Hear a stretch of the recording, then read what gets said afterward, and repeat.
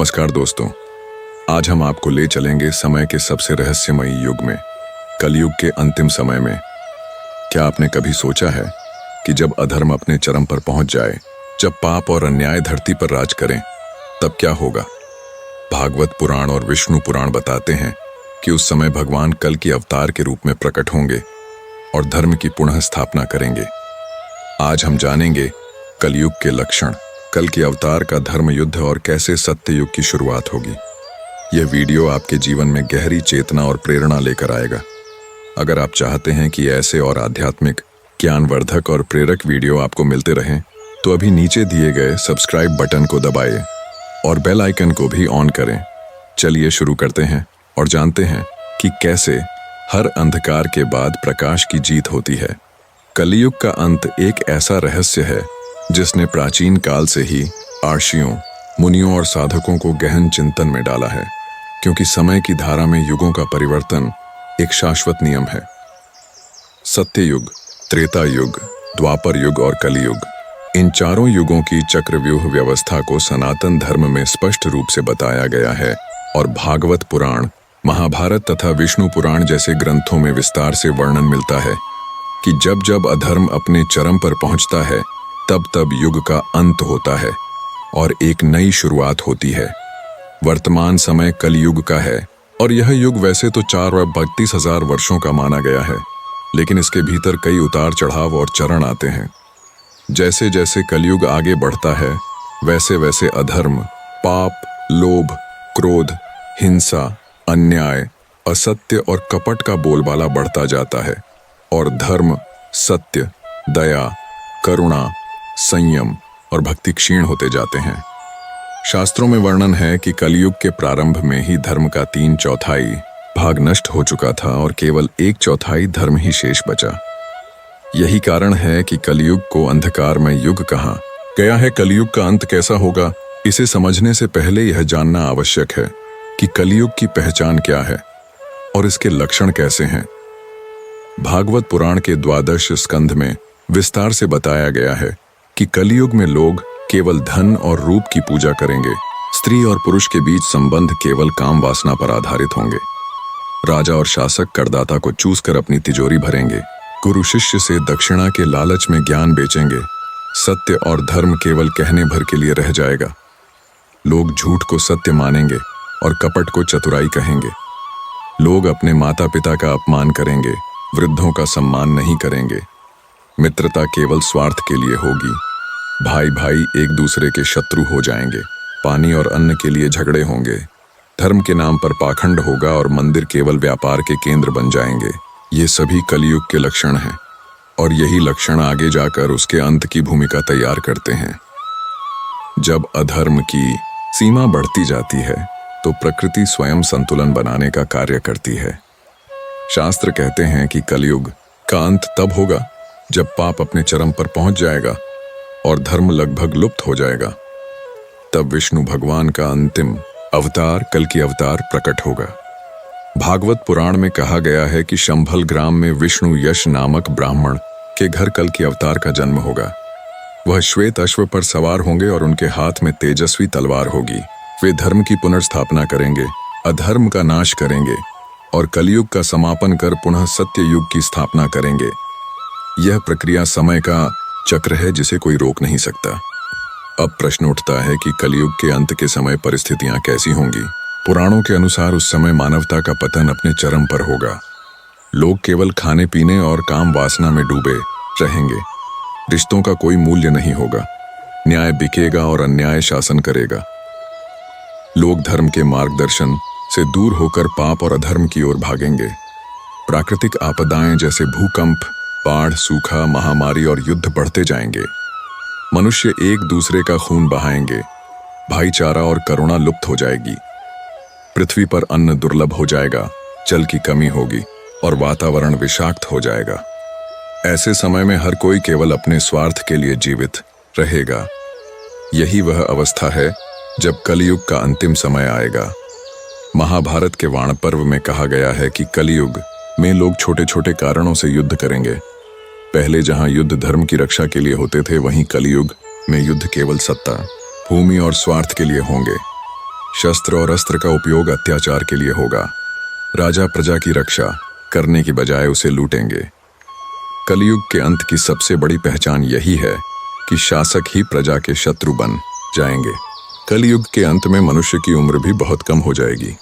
शास्त्रों में कहा गया है कि जहां सत्य युग में मनुष्य की आयु हजारों वर्ष होती थी, वहीं कलयुग में यह घटकर केवल कुछ वर्षों तक रह जाएगी।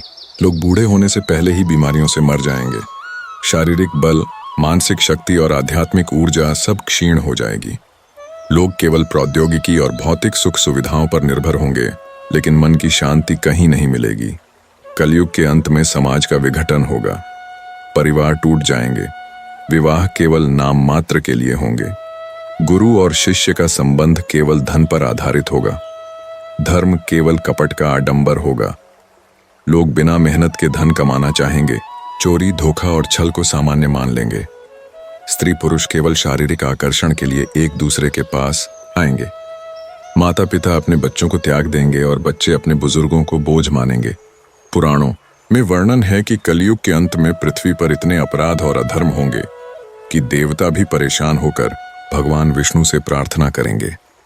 तब विष्णु भगवान कल की रूप में प्रकट होकर सारे अधर्मी, दुष्ट और पापियों का नाश करेंगे।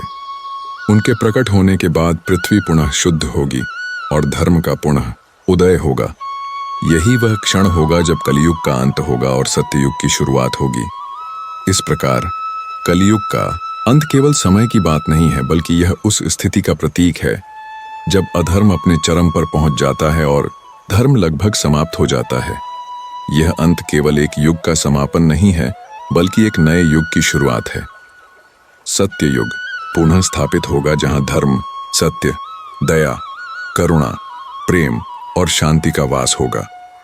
यही समय का शाश्वत नियम है। हर अंत के बाद एक नई शुरुआत होती है। कलयुग का अंत केवल एक धार्मिक कल्पना नहीं, बल्कि समय का ऐसा अटल सत्य है जो निश्चित रूप से घटित होगा। जैसे सूर्य का उदय और अस्त होना तय है, वैसे ही युगों का परिवर्तन भी शाश्वत नियम है। भागवत पुराण और विष्णु पुराण के अनुसार जैसे जैसे कलयुग आगे बढ़ेगा, वैसे वैसे अधर्म और पाप का भार पृथ्वी पर असहनीय होता जाएगा और यही भार प्रकृति को भी विद्रोह करने पर मजबूर कर देगा। जब मानव अपने कर्तव्य, धर्म और करुणा को पूरी तरह भूल जाएगा, तब सृष्टि स्वयं विनाश का मार्ग अपनाएगी। कलयुग के अंतिम समय की सबसे बड़ी पहचान यह बताई गई है कि लोग अपने माता पिता, गुरुओं और धर्माचार्यों का सम्मान करना बंद कर देंगे। परिवार नाम की संस्था टूट जाएगी, विवाह केवल नाम के लिए रह जाएगा और स्त्री पुरुष का संबंध केवल शारीरिक आकर्षण और स्वार्थ तक सीमित होगा। संतान अपने माता पिता को बोझ मानकर त्याग देगी और वृद्धजन असहाय होकर मृत्यु की प्रतीक्षा करेंगे। भाई भाई एक दूसरे के खून के प्यासे हो जाएंगे। मित्रता केवल लाभ के लिए होगी और धर्म केवल व्यापार का साधन बन जाएगा। शास्त्रों में कहा गया है कि कलयुग के अंत में राजा या शासक प्रजा के रक्षक नहीं, बल्कि शोषक बन जाएंगे। वे प्रजा से कर वसूल कर अपने सुख सुविधा में डूब जाएंगे। न्याय बिकेगा और अपराधी सत्ता के संरक्षण में पलेंगे। छोटे छोटे कारणों से युद्ध होंगे और ये युद्ध धर्म की रक्षा के लिए नहीं, बल्कि भूमि, स्वार्थ और सत्ता के लिए होंगे। हथियारों की जगह मनुष्य नए नए विनाशकारी साधनों का निर्माण करेगा। आधुनिक विज्ञान और तकनीक का दुरुपयोग होगा और यही विज्ञान महाविनाश का कारण बनेगा। भागवत पुराण में स्पष्ट कहा गया है कि कलयुग में अन्न, जल और शुद्ध वायु की भारी कमी हो जाएगी। लोग भूख और प्यास से तड़पेंगे। वर्षा समय पर नहीं होगी और जब होगी तब इतनी अधिक होगी कि बाढ़ सब कुछ बहा ले जाएगी। कहीं भयंकर सूखा पड़ेगा तो कहीं जल भराव से फसलें नष्ट हो जाएंगी। धरती पर खेती करना कठिन हो जाएगा और अन्न दुर्लभ वस्तु बन जाएगा। जल के लिए मनुष्य युद्ध करेगा। जल को सोने हीरे से भी अधिक मूल्यवान माना जाएगा। जब इंसान जल की एक बूंद के लिए भाई को मार डालेगा, तब समझ लेना चाहिए कि कलयुग का अंतिम समय आ चुका है। महाभारत और विष्णु पुराण के अनुसार कलयुग में मनुष्य की आयु अत्यंत कम हो जाएगी। जहां प्रारंभ में लोग 100 वर्ष तक जीते थे, वहीं अंत में मनुष्य मुश्किल से 20-30 वर्ष तक ही जीवित रहेगा। छोटी सी बीमारी भी मौत का कारण बन जाएगी। शरीर दुर्बल होगा, मन अस्थिर रहेगा और आत्मबल पूरी तरह समाप्त हो जाएगा। लोग बूढ़े होने से पहले ही असमय मृत्यु को प्राप्त होंगे। यह स्थिति केवल शारीरिक दुर्बलता की नहीं, बल्कि मानसिक पतन की भी होगी। लोग निरंतर भय, तनाव और लालच में जिएंगे। कलयुग के अंत का सबसे भयानक रूप युद्ध होगा। कहा गया है कि उस समय मनुष्य इतने निर्दयी हो जाएंगे कि बिना कारण भी हत्या करेंगे। छोटे छोटे कारणों पर तलवारें खींच जाएंगी और आधुनिक हथियारों से लाखों करोड़ों लोग पल भर में मौत के घाट उतार दिए जाएंगे। देश देश के बीच युद्ध होंगे और इन युद्धों में धर्म का कोई स्थान नहीं होगा। यह युद्ध केवल शक्ति प्रदर्शन और स्वार्थ की पूर्ति के लिए होंगे। ऐसे युद्धों में न स्त्री बचेगी, न बालक, न वृद्ध। पूरी मानवता रक्तपात में डूब जाएगी। प्रकृति भी उस समय अत्यंत क्रोधित होगी। पृथ्वी पर बार बार भूकंप आएंगे, समुद्र अपनी मर्यादा तोड़ देंगे, ज्वालामुखी विस्फोट से धरती जल उठेगी। अग्नि, जल और वायु, ये तीनों ही तत्व प्रलय का कारण बनेंगे। कहीं आकाश से अग्नि गिरेगी तो कहीं जल प्रलय होगा, कहीं विषैली हवाएं चलेंगी तो कहीं धरती दरक जाएगी। यह सब इस बात का संकेत होगा कि मानव ने अपनी मर्यादा खो दी है और प्रकृति अब उसे दंड देने पर तुल गई है। भागवत पुराण में कहा गया है कि जब जब अधर्म अपनी चरम सीमा पर पहुंचता है तब तब भगवान अवतार लेते हैं। कलयुग के अंत में भी यही होगा, जब चारों ओर अंधकार और विनाश का साम्राज्य होगा, जब धर्म का नाम लेने वाला कोई नहीं बचेगा, जब साधु और संत अत्याचार सहते सहते देवताओं से प्रार्थना करेंगे, तब भगवान विष्णु कल की अवतार के रूप में प्रकट होंगे। वे शंभल ग्राम में विष्णु यश नामक ब्राह्मण के घर जन्म लेंगे। उनका स्वरूप अत्यंत दिव्य और तेजस्वी होगा। वे श्वेत अश्व पर सवार होंगे और उनके हाथ में ज्वलंत तलवार होगी। कल की अवतार का उद्देश्य केवल एक होगा, धर्म की पुनः स्थापना और अधर्म का संहार। वे अधर्मियों, दुष्टों और पापियों का विनाश करेंगे। उस समय के अत्याचारी राजा और शासक, भ्रष्ट गुरु और पाखंडी साधु, कपट्टी व्यापारी और पापी मनुष्य सभी उनके प्रकोप का शिकार होंगे। वे अपने दिव्य शस्त्र से संसार को पाप मुक्त करेंगे। जब पृथ्वी का बोझ समाप्त होगा, तब पुनः धर्म, सत्य और न्याय की स्थापना होगी। कलयुग का अंत केवल एक प्रलय नहीं है, बल्कि यह एक संक्रमण काल है। यह उस समय का प्रतीक है जब अधर्म की पराकाष्ठा के बाद धर्म का पुनर्जन्म होता है। यह उस शाश्वत नियम की पुष्टि है कि अंधकार चाहे कितना भी गहरा क्यों न हो, अंततः प्रकाश की जीत होती है। कलयुग का अंत विनाश के माध्यम से होगा, लेकिन उस विनाश से ही एक नई शुरुआत होगी। सत्ययुग पुनः स्थापित होगा और मनुष्य पुनः धर्म, दया, करुणा और प्रेम के मार्ग पर लौटेगा। इस प्रकार कलयुग का अंत केवल भय और विनाश का संदेश नहीं है, बल्कि यह आशा और पुनर्जन्म का भी प्रतीक है। जब अधर्म अपने चरम पर होता है, तब धर्म का पुनः उदय होता है। यही कलयुग के अंत का वास्तविक संदेश है। हर पतन के बाद उत्थान, हर अंधकार के बाद प्रकाश और हर अंत के बाद नई शुरुआत। कलयुग का अंत जब अपने अंतिम चरण में पहुंचता है, तब संसार का हर कोना अधर्म और पाप से भर जाता है। उस समय लोग इतने अज्ञान और मोह में डूब जाते हैं कि उन्हें धर्म का स्मरण तक नहीं रहता। वे पाप को ही पुण्य मानते हैं और असत्य को ही सत्य समझते हैं। देवता और ऋषि मुनि तक परेशान होकर भगवान विष्णु से प्रार्थना करते हैं कि वे अवतार लेकर अधर्म का नाश करें और पृथ्वी को इस बोझ से मुक्त करें। इन्हीं प्रार्थनाओं के परिणाम स्वरूप भगवान विष्णु कल के अवतार के रूप में प्रकट होते हैं। भागवत पुराण और विष्णु पुराण में विस्तार से वर्णन है कि कलयुग के अंत में भगवान शंभल ग्राम में विष्णु यश नामक ब्राह्मण के घर जन्म लेंगे। उनका जन्म कोई साधारण घटना नहीं, बल्कि स्वयं ईश्वर की योजना होगी, क्योंकि वे समय का संतुलन स्थापित करने के लिए ही अवतरित होंगे। कल के अवतार का स्वरूप अद्भुत और दिव्य होगा। वे अत्यंत तेजस्वी, पराक्रमी और न्यायप्रिय होंगे। उनका शरीर सूर्य के समान चमकदार होगा और उनके नेत्र अग्नि के समान दीप्तिमान। वे श्वेत अश्व पर सवार होंगे और उनके हाथ में ज्वलंत तलवार होगी। उनकी तलवार केवल एक अस्त्र नहीं, बल्कि धर्म का प्रतीक होगी।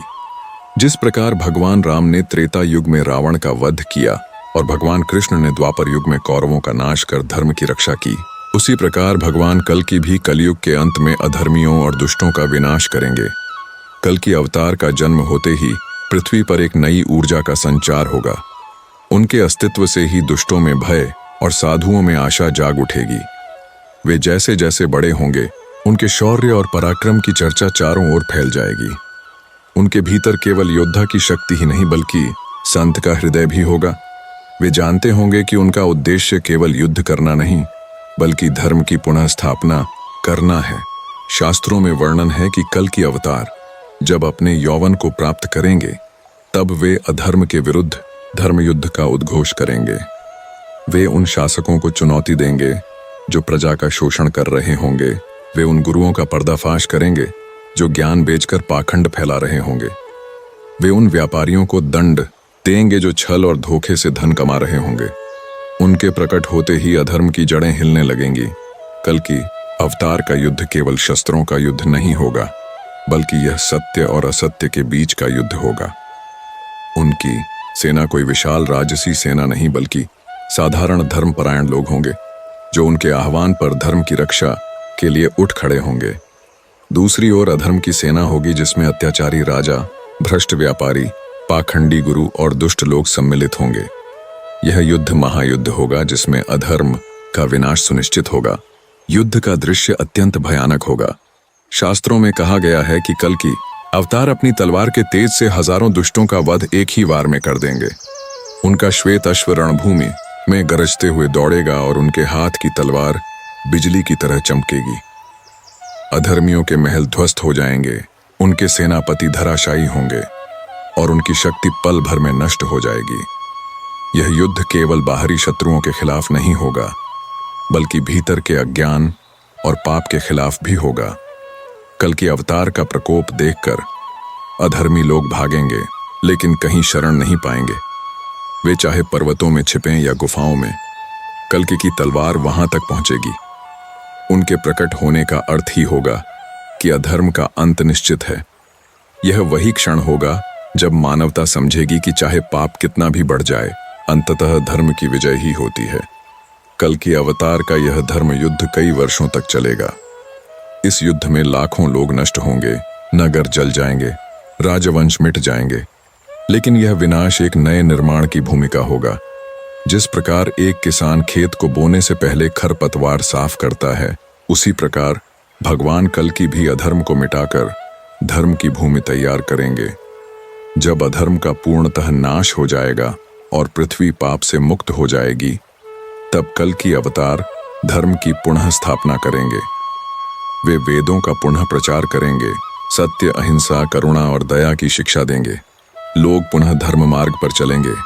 रिश्वतखोरी, धोखाधड़ी, पाखंड और हिंसा का नामो निशान मिट जाएगा। लोग एक दूसरे से प्रेम करेंगे, माता पिता का सम्मान करेंगे, गुरु का आदर करेंगे और धर्म को आचरण में उतारेंगे।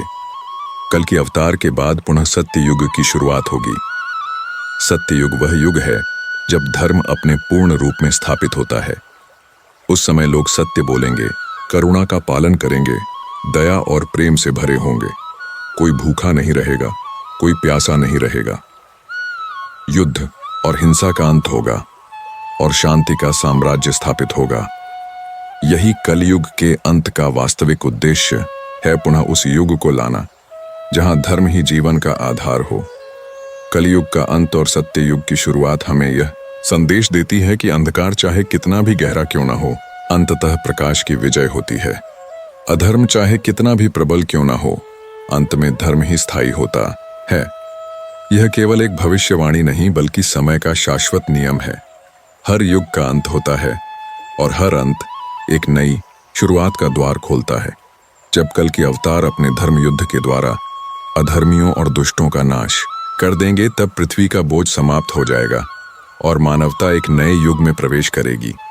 यह केवल एक साधारण परिवर्तन नहीं होगा बल्कि यह समय के सबसे बड़े परिवर्तन का प्रतीक होगा। जिस युग को हम सत्य युग कहते हैं वह पुनः स्थापित होगा। सत्ययुग को सतयुग भी कहा जाता है और इसे धर्म का शुद्धतम रूप माना गया है। इसमें धर्म अपने चारों चरणों पर पूर्ण रूप से स्थित होता है। सत्य युग में सत्य ही जीवन का आधार होगा। हर व्यक्ति का आचरण निष्कलंक होगा। कोई कपट, छल, धोखा, पाप या अधर्म का अस्तित्व नहीं रहेगा। लोग केवल सत्य, प्रेम, दया और करुणा के आधार पर जीवन जिएंगे। सत्य युग की सबसे बड़ी विशेषता यह होगी कि लोग भगवान के प्रति पूर्ण आस्था और श्रद्धा रखेंगे। भक्ति केवल औपचारिकता नहीं होगी, बल्कि जीवन का सार होगी। लोग वेदों का अध्ययन करेंगे, मंत्रों का जप करेंगे और धर्म का पालन करेंगे। गुरु और शिष्य का संबंध पवित्र होगा। माता पिता का सम्मान करना प्रत्येक संतान का पहला कर्तव्य होगा। समाज में कोई छोटा बड़ा, अमीर गरीब, ऊंच नीच का भेदभाव नहीं होगा। हर कोई समान रूप से धर्म मार्ग पर चलेगा। कलयुग में जो संबंध केवल स्वार्थ और कामना तक सीमित रह गए थे, सत्ययुग में वे पुनः पवित्र और शुद्ध होंगे। स्त्री पुरुष का संबंध केवल शारीरिक आकर्षण तक सीमित नहीं रहेगा, बल्कि यह धर्म, प्रेम और परस्पर सम्मान पर आधारित होगा। विवाह जीवन भर का पवित्र बंधन होगा। परिवारों में प्रेम, एकता और सहयोग होगा। माता पिता अपने बच्चों को धर्म का मार्ग सिखाएंगे और बच्चे अपने माता पिता की सेवा को परम कर्तव्य मानेंगे।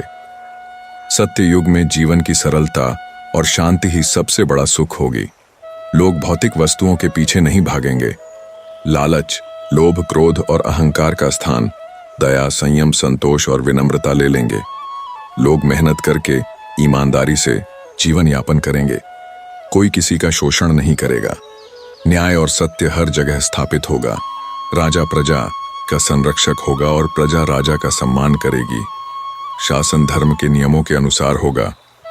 सत्य युग का सबसे महत्वपूर्ण पहलू यह होगा कि लोग प्रकृति के साथ सामंजस्य बनाकर जीवन जिएंगे। नदियां स्वच्छ होंगी, वायु शुद्ध होगी, धरती उपजाऊ होगी और वृक्ष लताएं प्रचुर मात्रा में फल फूल देंगी। वर्षा समय पर होगी, अन्न और जल की कोई कमी नहीं होगी। लोग प्रकृति की पूजा करेंगे और उसे माता के रूप में मानेंगे। पशु पक्षी भी शांति से रहेंगे। हिंसा का अंत होगा और हर प्राणी स्वतंत्र होकर जीवन का आनंद उठाएगा। आध्यात्मिकता सत्ययुग का मूल आधार होगी। लोग केवल बाहरी अनुष्ठानों में नहीं उलझेंगे, बल्कि अपने भीतर ईश्वर को खोजेंगे। योग, ध्यान और साधना प्रत्येक व्यक्ति के जीवन का हिस्सा होगी। लोग आत्मा की शांति और परमात्मा की प्राप्ति को ही सबसे बड़ा लक्ष्य मानेंगे। धर्म का पालन केवल डर के कारण नहीं, बल्कि प्रेम और आस्था से होगा। यही कारण है कि सत्य युग को स्वर्ण युग भी कहा जाता है। सत्य युग की स्थापना यह दर्शाती है कि कलयुग का अंत केवल विनाश नहीं था, बल्कि नए जीवन का आरंभ था। कल की अवतार ने अधर्म का नाश कर जो भूमि तैयार की, उसी पर धर्म का महल खड़ा होगा। लोग पुनः शुद्ध जीवन जिएंगे। यह युग मानवता को यह स्मरण दिलाएगा कि चाहे अधर्म कितना भी बढ़ जाए, अंततः धर्म ही शाश्वत है। सत्य युग में न कोई भूखा होगा, न कोई प्यासा। लोग एक दूसरे की सहायता करेंगे। समाज सेवा ही धर्म होगी। प्रत्येक व्यक्ति दूसरे की खुशी में अपनी खुशी खोजेगा। लोभ और लालच का नामो निशान मिट जाएगा। व्यापार ईमानदारी से होगा और धन का उपयोग केवल धर्म और समाज कल्याण के लिए होगा। सत्य युग में मृत्यु भी भयावह नहीं होगी। लोग दीर्घायु होंगे और जब वे मृत्यु को प्राप्त होंगे तो यह मृत्यु उनके लिए मोक्ष का द्वार बनेगी। लोग अपनी जीवन यात्रा को पूर्ण संतोष और शांति के साथ समाप्त करेंगे। आत्मा का परमात्मा से मिलन ही अंतिम लक्ष्य होगा।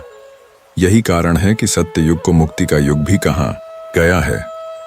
कलयुग के अंत और सत्य युग की स्थापना से हमें यह शिक्षा मिलती है कि समय का चक्र चाहे कितना भी कठिन क्यों ना हो, अंततः धर्म ही विजयी होता है। यह हमें यह भी सिखाता है कि जीवन का वास्तविक उद्देश्य केवल भौतिक सुख नहीं, बल्कि आत्मिक शांति और ईश्वर की प्राप्ति है। सत्य युग हमें यह याद दिलाएगा कि हम सब उसी परमात्मा के अंश हैं और जब तक हम उससे जुड़कर नहीं जीते, तब तक जीवन अधूरा है। अंततः सत्य युग की स्थापना केवल धर्म का पुनर्जन्म नहीं है, बल्कि यह मानवता की आत्मा का पुनर्जागरण है।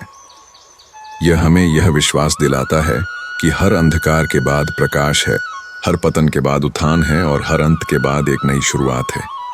यही कलयुग के अंत और सत्य युग के आरंभ का शाश्वत संदेश है।